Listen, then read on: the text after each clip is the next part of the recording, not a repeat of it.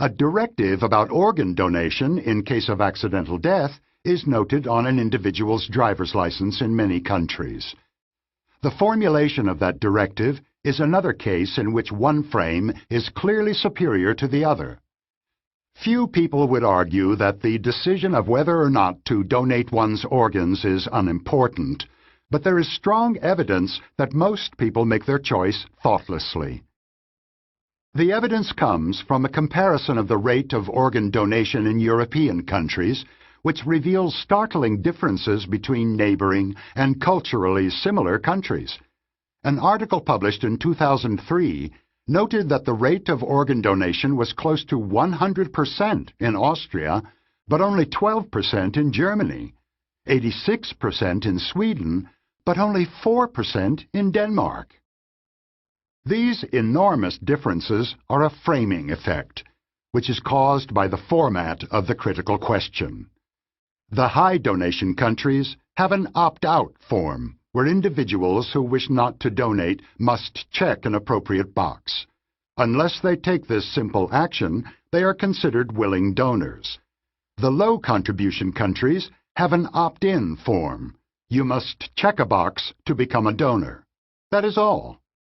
The best single predictor of whether or not people will donate their organs is the designation of the default option that will be adopted without having to check a box. Unlike other framing effects that have been traced to features of System 1, the organ donation effect is best explained by the laziness of System 2. People will check the box if they have already decided what they wish to do. If they are unprepared for the question, they have to make the effort of thinking whether they want to check the box. I imagine an organ donation form in which people are required to solve a mathematical problem in the box that corresponds to their decision. One of the boxes contains the problem 2 plus 2 equals... The problem in the other box is 13 times 37 equals... The rate of donations would surely be swayed. When the role of formulation is acknowledged, a policy question arises. Which formulation should be adopted?